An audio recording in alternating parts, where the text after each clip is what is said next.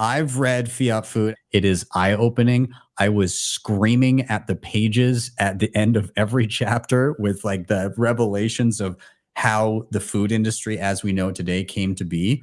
But one of the major underlying things in terms of like how does Bitcoin actually fix this, there's actually a whole bunch of different studies, including done in the US by the government, looking at the cause of violent uprisings as it relates to what people will put up with.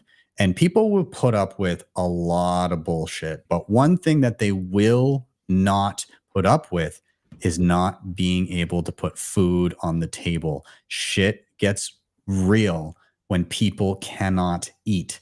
And so there's this recognition that if you're constantly debasing the currency, if the eating habits remain the same, then people are going to notice a lot quicker and thus actually protest and have uprisings a lot quicker. And so a point was made. We have to make sure that people can always get a meal on their table, which means that we need to find ways to mass produce and make cheaper and swap in lower quality ingredients in order for people to fill their cupboards. When they're tracking inflation, when it comes to food, they're not tracking maintaining your standard of living. Breakfast for the average American, if you go back 60 years, it was like eggs and meat.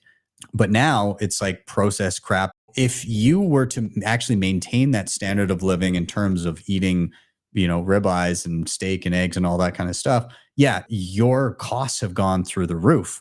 But when you begin to substitute in, well, I'm going to get ramen noodles instead and a box of cereal and whatever else, they count that as, well, the consumers aren't wanting those things anymore. They're subbing in other things. So we can't count those as part of inflation. We're going to count what consumers are actually buying.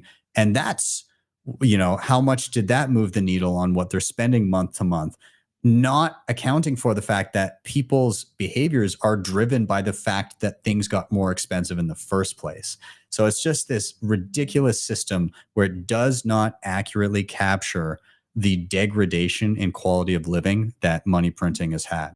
Today's Bullish Bit was brought to you by Bitcoin. Well, I love how they make buying Bitcoin simple while keeping self-custody a priority. You can sign up today by scanning the QR code on the screen or clicking the link in the show notes.